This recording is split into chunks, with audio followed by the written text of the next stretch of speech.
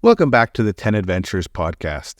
Let's face it, we've all seen those VW vans going down the highway and wondered what it'd be like to do something like that ourselves. Not a care in the world and exploring every day. Today we're talking with Arturs and Arta Dumbri, who did just that. They took their 2 young children on a 6-month journey, covering over 25,000 kilometers in Europe and North Africa, and along the way, walking the Camino de Santiago. Hi, Arturs and Arta. Welcome to the podcast. Hello. Hi. Hello, everyone. So I've been following along your trip on YouTube, so it's been really, really fun to just see, a young family out doing these incredible trips.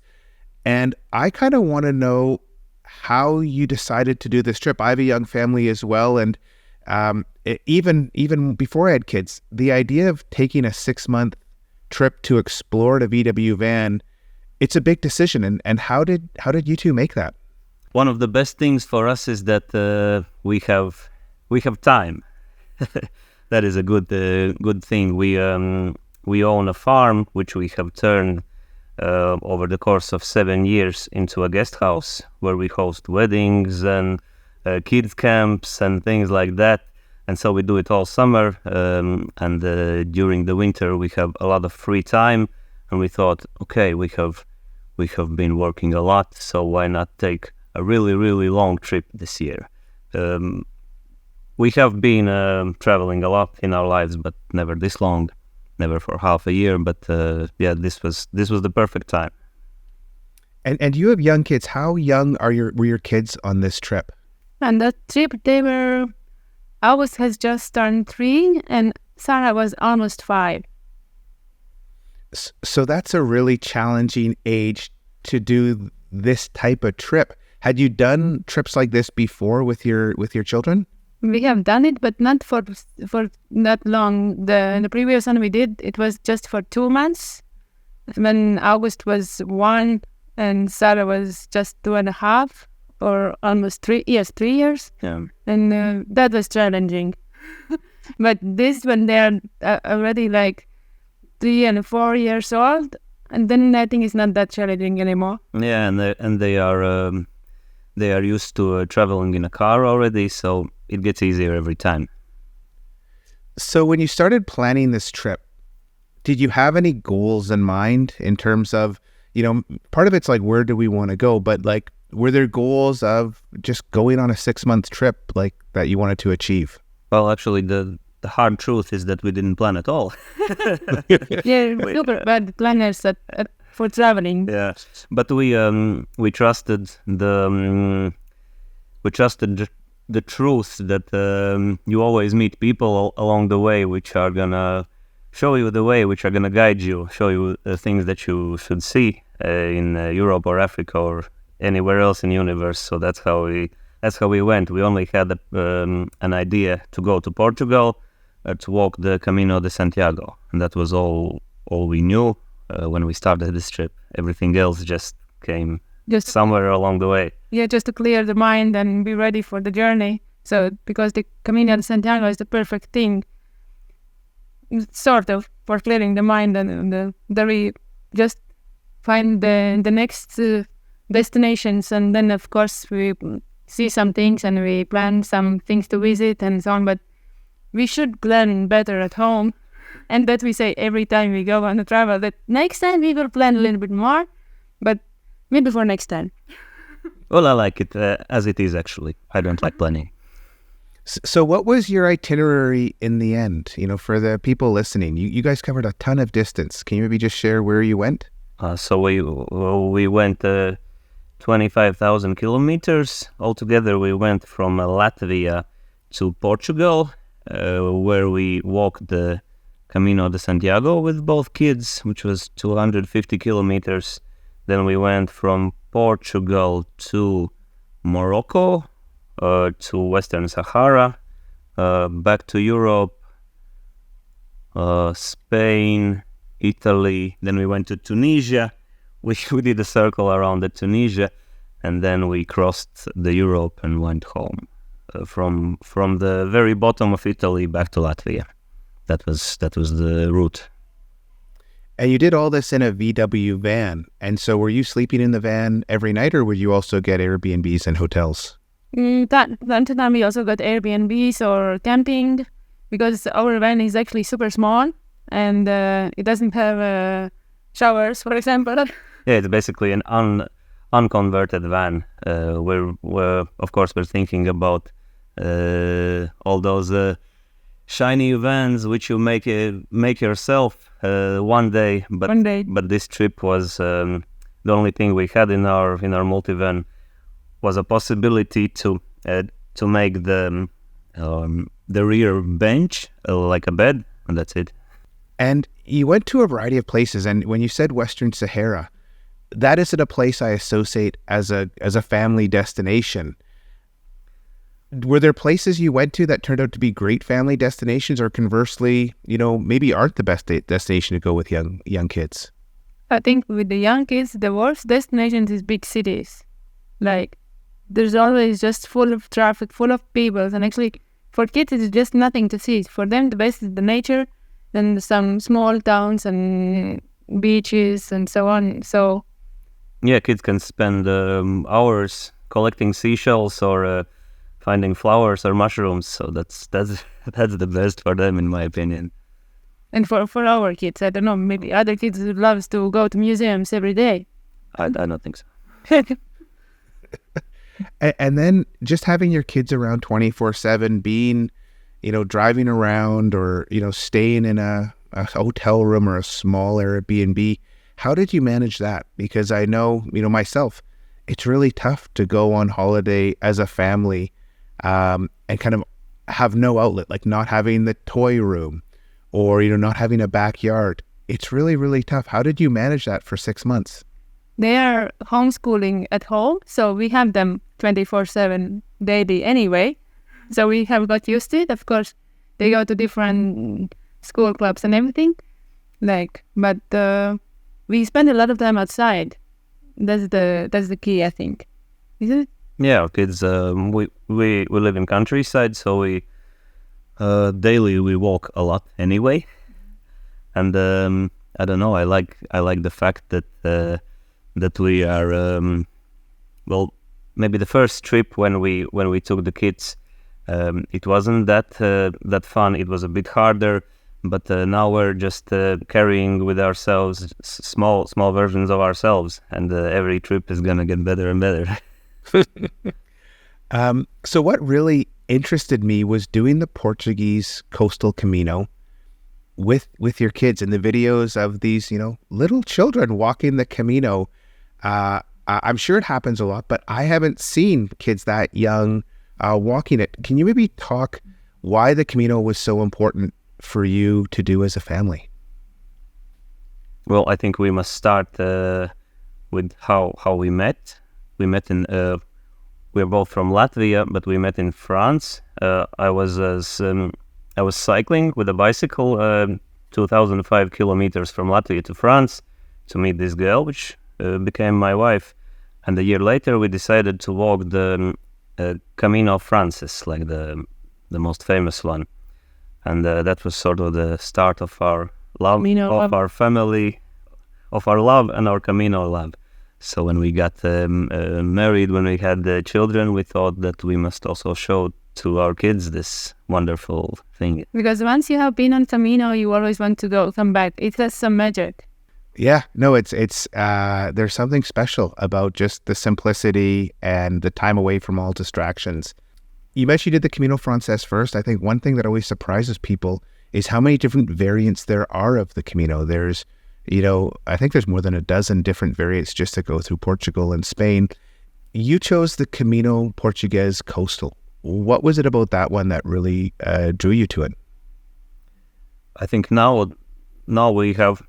Well, this was actually our second Camino with the kids. We did the first one on the trip where we did the 25,000 kilometers during it, and the second one we did this year. Oh! I didn't realize that. I thought the Camino Portuguese. So what was the one you did on the trip? The Portuguese inland one. The central one. Yeah. Yeah. Okay. Yeah. Both times we went from Port to Santiago, but the first time we went the central one, and this time we chose the coastal one. Oh, wow. Okay. So why did you choose the first time? Why did you choose, I guess, the inland one the first time and then the coastal one this time? Actually, in the beginning, we wanted to do the coastal one, also the time before, but we missed one turn, and Yeah, we missed one arrow, so we went straight. so we went straight, and we said, okay, so that's how it has to be, and it happens. That's how it happens. Well, it's always like that. You have to follow signs. If you went the wrong way, you shouldn't go back. It's the way it's meant to be. You must go straight. And so what's the difference between, for people that haven't done it, what's the main difference between the two routes in terms of, is it, obviously one's on the coast, one goes through inland, but are they different lengths or different number of days? Yeah, I think it's similar, but the coastal one, if we speak about families, the coastal one is more easy. Doesn't have that big hills, and it's a lot by the sea on the boardwalks. And the inland one is more traffic and more hills. And the terrain is more challenging, yeah. Yeah. And if you're having a stroller or something like that, then the coastal is definitely the way to go, because there's a lot of wooden paths, which is perfect for stroller. We have done it in the inland one, and it was pretty tough. And then, so your kids at home are outdoors a lot. They do a lot of walking. How prepared were they for this trip? I remember there's one part of the video where you ask whose legs are tired, and one of your kids is like, no, my legs aren't tired at all. The other one's like, oh yeah, no, I'm tired. How did you prepare the kids, or is it just they're used to walking long distances? But I think most of the kids should be. I think the parents are the ones that are afraid of it, because I don't know, we don't train them. Like, they are just walking, like They're they just walk. They're just regular kids. They're just actually. regular kids. We don't train them for walking every day, miles and miles. No, they just I don't know.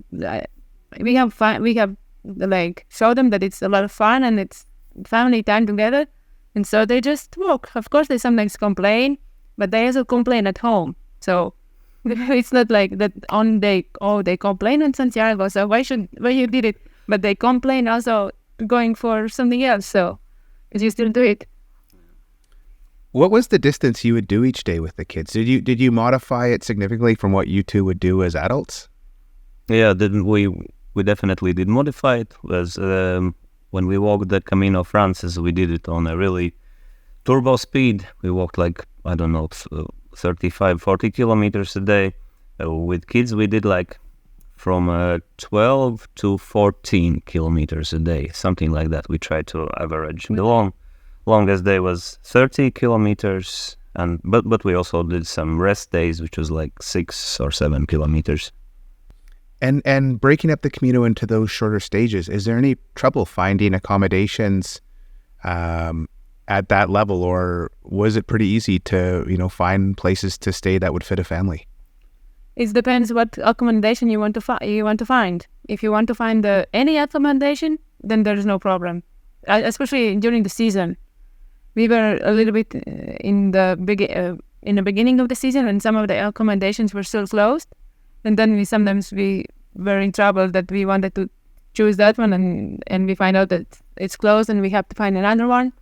But normally there's no problem at all, especially if you if you don't want to find a cheap albergue, then maybe it might be a problem. But any accommodation, there's no problem. They know that there are many pilgrims on the way, so they have their business there. In terms of accommodations, what were the types of accommodations you stayed in while doing the Camino? Yeah, well, the albergues, the places where the pilgrims stay, they're huge. They're sometimes 40 places, sometimes 80 places, and often we just take kids with us in the bed, so we just take 2 beds. Because when you do the Camino, when you choose the regular albergues that are just the pilgrim albergues, there is often that it's just a big monastery, huge room with 200 beds, and then we never asked for a private room. We just entered the albergue and said that here we are, and and they just gave us. Sometimes they gave us a private room even we didn't ask for it, and sometimes we just slept with all these other people in one room. But these trips, I think after all these trips, our kids can sleep everywhere and they can go to toilet everywhere. They have no borders on this. Yeah, I could just imagine my kids would never fall asleep. If there was 100 other people in their room, they'd be looking around and going and exploring things. Every sound they'd wake up. You've raised some very hardy children. How do you find the experience of this Camino is different or these last two Caminos, doing them as a family versus doing the Camino Frances as a couple before? Well, if you do the Camino alone, it is more like a spiritual quest where you free your mind, where you, like, at the start of the day, you take your rhythm and then you leave that rhythm at the end of the day. With kids, it doesn't happen like that. It's more like a family adventure, because with kids, it always happens that you walk 100 meters, then you have to stop. Your rhythm is broken. You walk another 100 meters, you stop again. So it's hard to get rhythm. That's well, for me at least, it was the biggest problem. Because there's always a flower, a snail, a mushroom, a stone, and all that you have to take, explore, maybe bring with you, and then you have like 2 huge rocks in your hands, and then you have pile of like pine cones in your bag, and that's but it's also that's an adventure. Like, it's part of the journey. But yeah, in this is like just like a family adventure. It's not like making your mind free like it was when we did the French road. Yeah, that's the big difference. Yes.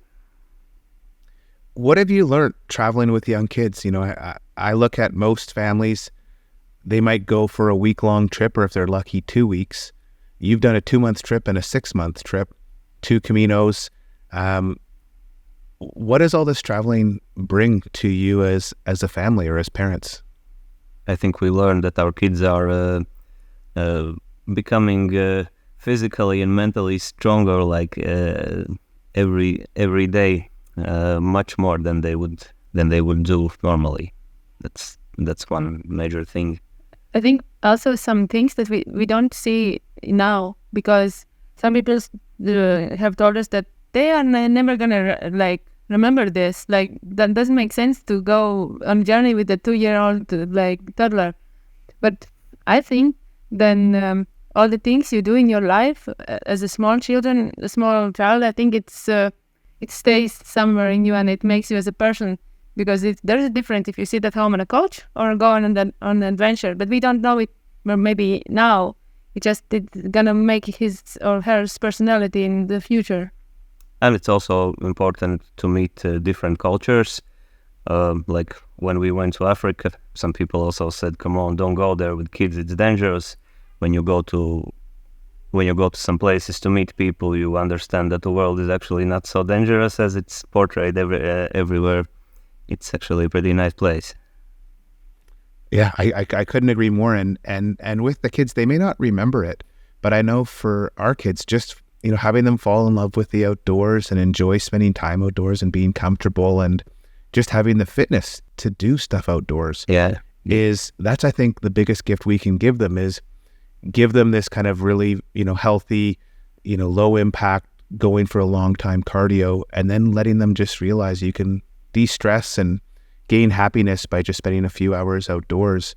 It's a type of education that's really hard to learn these days. You know, most kids are in front of the TV or indoors. And when I was a kid, I was outside kind of every day, all the time, either on the farm or just playing. And now when we go out, like, we never see kids outside in our community. And it's like life has changed, and I think kids are losing something by not having this time outside.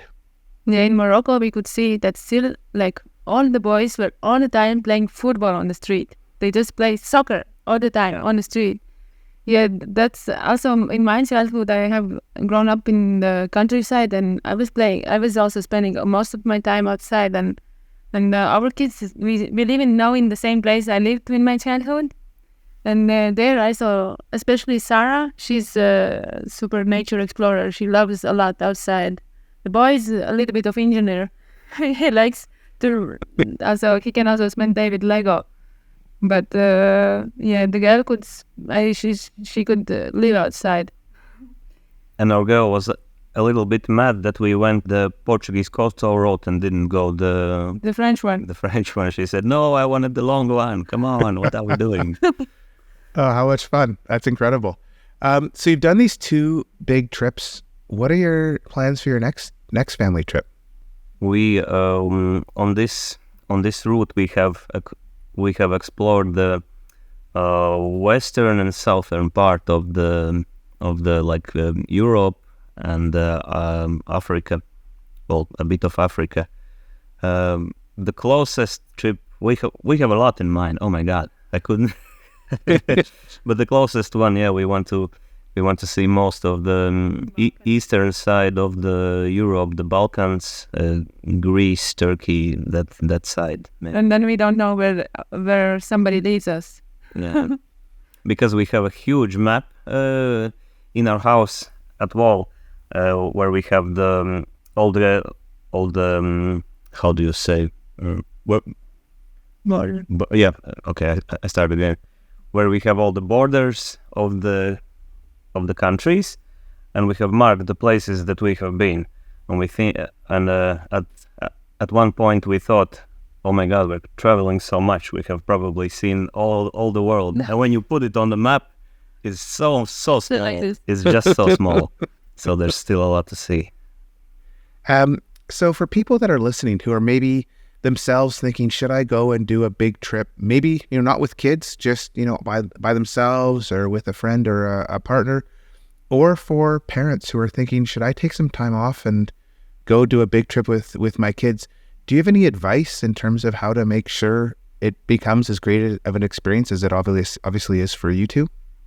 I think the only thing is you only must start. That is the hardest. Yeah, the hardest point hardest point is climbing in a plane or a van. Or starting. Yeah, starting the car is the hardest part. Everything else comes naturally because when you are, if you want to walk the Camino, I mean, we all know how to walk, right? So you just start to walk and then you get somewhere and then you do the same thing the second day and the third day. So it just comes naturally. Yeah, it's the same with the car. That many kids doesn't like to drive the car. They cannot drive far distances, and we haven't trained, but we have. First thing that we never give them the screen in the car, so they never got distracted by them, and they never got this dopamine level super high, and so they just enjoy the nature, and it's just changing all the time. And I think they can drive for 5 hours without big trouble in the car. Yeah, our hack for cars, even for big hikes, is just either telling stories or putting an audiobook on. Yes. And so, yeah, when our kids, if we're out backpacking, they get really grumpy, then the worst case scenario is I'll put Harry Potter on the audiobook and we'll just walk through the mountains with just, Harry Potter going. And they'll walk for hours as long as Harry Potter's going. And it's like the little superpower that I can use as a dad to help them. In the Camino, we put on the audiobook when they were going to sleep at some albergues.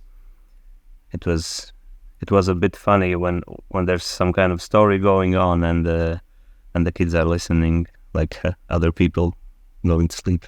So if people want to follow along or find you and watch your videos, where can they find you online? In the YouTube channel, Dumbri family. So I'll put links to your YouTube channel in the show notes. And if you want to follow a family doing these and fun, incredible trips all over Europe and into North Africa, it's a great watch. And if you think that you can't do a Camino or your kids can't do a Camino, hey, here's some proof that you can do it even with really young kids. Thanks for coming on the show today, Arturs and Arta. I really appreciate it. Yeah, thank you. Thank you for inviting us. And thanks to all of you for listening to this episode of the 10 Adventures podcast. If you enjoyed this episode, please give us a like or a comment. And with that, we'll be back next week to explore the world and hear about more epic adventures.